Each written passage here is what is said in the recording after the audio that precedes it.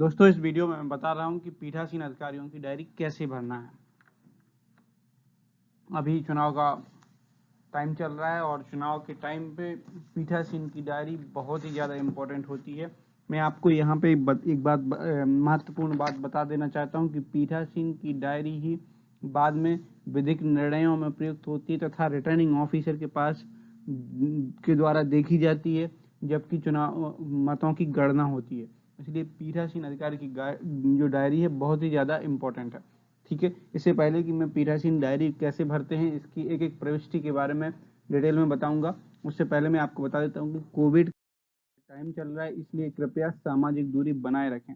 अपने मतदेय स्थल पर सामाजिक दूरी का विशेष ध्यान रखें और वहाँ पे गोले बना के रखें जिसमें कि मतदाता खड़े हों और वो आपस में 2 गज की दूरी का जो नियम है वो बनाए रखें। साथ ही साथ आप ध्यान रखें कि मतदाता मतदेय स्थल पर मास्क पहन के रखें, क्योंकि ये एक पब्लिक प्लेस है जहाँ पे बहुत सारे लोग आते हैं, इसलिए मास्क का आप विशेष ध्यान रखें।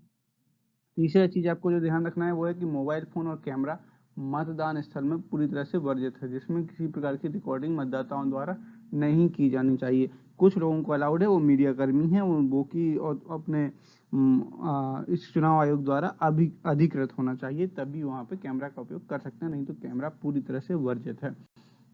आगे मैं बता दूं कि आपको ये ध्यान रखना है कि बाएं हाथ की तर्जनी में ही निशान अमिट शाही का निशान लगना चाहिए। इसलिए आप अपने मतदान अभिकर्ता को बता दें कि बाएं हाथ की तर्जनी में ही ये निशान लगाया जाना है। ठीक है, अब सीधे सीधे अपने मेन जिस चीज़ की बात करना है उस पर आते हैं। मतदाता पीठासीन ऑफिसर की डायरी कैसे भरना है। तो पीठासीन ऑफिसर की डायरी में सबसे पहले जो आपको अंकित करना है वो है निर्वाचन क्षेत्र का नाम। आपको जब भी एक नियुक्ति पत्र जो मिलेगा, सबसे लास्ट वाला, उस नियुक्ति पत्र में निश्चित रूप से स्पष्ट अक्षरों में लिखा होगा आपके निर्वाचन क्षेत्र का नाम, तो आपको भी स्पष्ट अक्षरों में पीठासीन डायरी में निर्वाचन क्षेत्र का नाम लिख देना है। उसके बाद दूसरा जो प्रविष्टि है मतदान की तारीख। मतदान की तारीख तो आपको बिल्कुल पता ही होगी, उसको भर देना। तीसरे मतदान केंद्र की संख्या। मतदान केंद्र की संख्या भी आपको वहीं से मिलेगी जो कि आपको नियुक्ति पत्र मिला है, वहां पर उसको आप देख के, और वो बहुत महत्वपूर्ण पत्र है, उसको कृपया सुरक्षित रखें। और उस पत्र में निश्चित रूप से मतदान केंद्र की संख्या लिखी होगी, तो वहाँ पे नहीं तो आपको वहाँ पे जो भी कागज चिपके होंगे पहले से, उनमें भी मतदान केंद्र की संख्या वहाँ पर लिखी होगी, तो वहाँ पे संख्या आपको मिल जाएगी। उसके बाद आपको जो आंसर करना है वो किस भवन में है। ज़्यादातर मतदान केंद्र सरकारी भवन में रहते हैं, इसलिए इनमें जो पहला जो है वही चयन होता है, सरकारी चयन। लेकिन अगर किसी कारणवश किसी निजी भवन में है या किसी और जगह है, तो आप उनका चुनाव यहाँ पे कर सकते हैं और उनके आगे आप लिख दीजिए कि किस तरीके के भवन में ये बनाया गया है। स्थानीय रूप से भर्ती की गई मतदान ऑफिसरों की संख्या। मतलब अगर आपको किसी केस में, वैसे जनरली ऐसा केस नहीं होना चाहिए, अगर किसी केस में आपको स्थानीय रूप से अगर किसी को भर्ती करना पड़ता है, तो वहाँ पे आपको स्थानीय रूप से भर्ती की गई ऑफिसरों की संख्या लिखना है। अगर मान लो कि किसी कारणवश आपने नियुक्ति की है किसी के लोकल की व्यक्ति की, तो आपको ये ध्यान रखना है कि वहाँ पे जो शासकीय कर्मचारी है उनको आपको प्रेफरेंस देना है और उनको ही नियुक्त करना है मतदान अधिकारी के रूप में, और वो भी ऐसी स्थिति बहुत कम आती है, इसलिए यहाँ पे जनरली आपको नीली लिखना है, शून्य लिखना है। और आगे लिखना है प्रयोग में लाई गई मतपेटियों की संख्या। मतपेटियों से मतलब है कि आपने जनरली यहाँ इस चुनाव में आपको 1 या 2 या 3 मतपेटियां दी जाएंगी, तो उनकी कुल संख्या लिखना है। उसके बाद क्रम संख्या महत्वपूर्ण है, आपको क्रम संख्या भी लिखना है, इसलिए आप जब मतपेटी लेते हैं वहाँ पे तो आपको ध्यान रखना है कि उसमें क्रम संख्या अंकित है। फिर पत्र मुद्राओं की संख्या भी लिखना है। पत्र मुद्रा मतलब वोट जिस पे वोट डाले जाना है, तो आपको पत्र मुद्राओं की कुल संख्या भी लिखना है और उनकी क्रम संख्या भी यहाँ पर लिखना है। आगे इस यहाँ पे हम बता रहे हैं कि मतदान अभिकर्ताओं की संख्या लिखना है। देर से आने वालों की संख्या भी बताना है। देर से आने वालों का मतलब है जो कि आपके द्वारा दिए गए समय पर लोग उपस्थित नहीं हुए। साधारणतः आधा घंटे पहले हम अभिकर्ताओं को बुलाते हैं। अगर आधा घंटे पहले नहीं उपस्थित होता है तो हम उसको देर से आने वाले अभिकर्ताओं की संख्या बोलते हैं। ऐसे अभ्यर्थियों की संख्या जिन्होंने उस मतदान केंद्र के लिए मतदान अभिकर्ता नियुक्त किए। ये बात आपको सीधे समझ में आ रही है। ऐसे जो उम्मीदवार हैं जिन्होंने नियुक्त किए हैं अभिकर्ता, उनकी संख्या यहाँ पर अंकित की जाएगी। आपको एक प्रति चिन्हित करना है निर्वाचक नामावली की, तो चिन्हित प्रति के अनुसार जारी किए गए मतपत्रों, तो उसमें उसके अनुसार आपने कितने मतपत्र कुल दिन भर में जारी किए हैं वो यहाँ पे आएगा, इसलिए ये वाली प्रविष्टि जो लास्ट में भरी जाएगी। और मतदान केंद्र पर वस्तुतः जारी किए गए मतपत्रों की संख्या, मतलब कि अगर उनमें से कुछ निरस्त हो जाते हैं, मान लो आपने जो जारी कर दिए किसी कारण, या किसी ने वोट नहीं डाला, या कुछ फट गया या कुछ हो गया, तो निरस्त किए गए को घटा करके वस्तुतः जारी किए गए मतपत्रों की संख्या यहाँ पर आ जाएगी। अब यहाँ पर ये वाले जो संख्या की जहाँ तक ये इनकी बात है, यहाँ पर आपको मतदान ऑफिसर के हस्ताक्षर भी करवाना है, दोनों की, प्रथम के भी और द्वितीय की भी, दोनों के हस्ताक्षर यहाँ पे नीचे होंगे। उसके बाद आप व्यक्तियों ने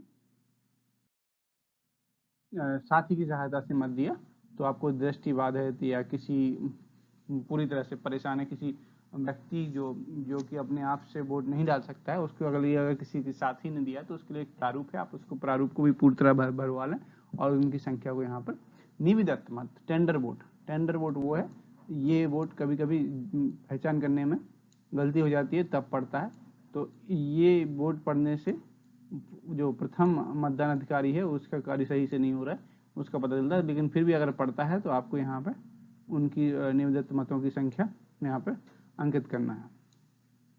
ठीक है, अब ये आयु, जिनसे आप आयु की घोषणा लेते हैं उनकी संख्या यहाँ पे आ गई, जिन्होंने घोषणा देने से इनकार किए उनकी संख्या यहाँ पे, अगर किसी की आयु में आपको कुछ लगता है कि गड़बड़ है कुछ है तो उनसे घोषणा पत्र भरवा सकते हैं, और जिन्होंने इनकार कर दिया तो उनकी संख्या, अगर कोई इनकार कर देता है तो उसकी संख्या भी यहाँ पर लिख सकते हैं। मतदान स्थगित करना, ये स्थिति बहुत कम रेयर केसेस में आती है। अगर कोई ऐसी स्थिति बनती है, मान लो कुछ इतना ज़्यादा विवाद हो जाता है या कुछ प्राकृतिक आपदा आ जाती है, कुछ भी ऐसा हो जाता है कि जिसके कारण मतदान करवाना संभव नहीं है, तो मतदान अधिकारी जो प्रिसाइडिंग ऑफिसर है वहाँ का, वो उसको मतदान को स्थगित कर सकता है। लेकिन आपको ये ध्यान रखना है कि इसके लिए आपको पूरी तरह से जवाबदेही होगी, आपको पूरी तरह से इसके कारण बताने पड़ेंगे। स्थिति भी जनरली नहीं आती है, इसलिए इसके बारे में भी चिंता करने की बात नहीं, ये नील रहता है और यहाँ पे आपको कुछ लिखने की जरूरत नहीं पड़ेगी।